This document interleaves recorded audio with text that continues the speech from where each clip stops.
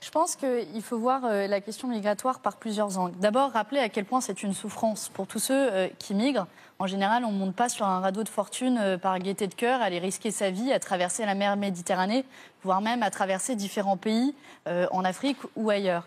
Et que sur cette souffrance, les États européens ont une responsabilité, que ce soit des accords économiques inégaux. Moi, j'ai travaillé pendant plusieurs années en République démocratique du Congo, qui jouit quand même d'énormes ressources de cuivre, de cobalt qu'on a tous dans nos téléphones portables. Et pourtant, le pays est extrêmement pauvre. Avec des gens qui migrent, non pas par choix. Et qui vous dites que c'est la faute directe ou indirecte de l'Europe ? Indirecte. Il y a différents niveaux de responsabilité. Mais comment se fait-il que des grandes entreprises qui exploitent aujourd'hui le cuivre et le cobalt qu'il y a dans votre téléphone ne participent pas au développement du pays qui est la République démocratique du Congo, qui est un des pays les plus pauvres. Alors oui, il faut agir aux racines, non pas contre les migrants, mais parce que c'est une souffrance. Et donc, agir sur les accords économiques illégaux, et agir aussi, ça, notamment sur les questions climatiques qui vont pousser sur les routes du monde. Autour de...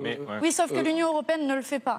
Et deuxième chose, quand les gens ont, au péril de leur vie, traversé la mer Méditerranée, évidemment, qu'est-ce que vous allez faire? Vous allez les regarder droit dans les yeux et leur dire « allez mourir en mer Méditerranée » comme le fait Emmanuel Macron qui a refusé d'accueillir l'Aquarius. Avez-vous refusé d'accueillir l'Aquarius? Avez-vous refusé d'accueillir l'Aquarius qui était en errance?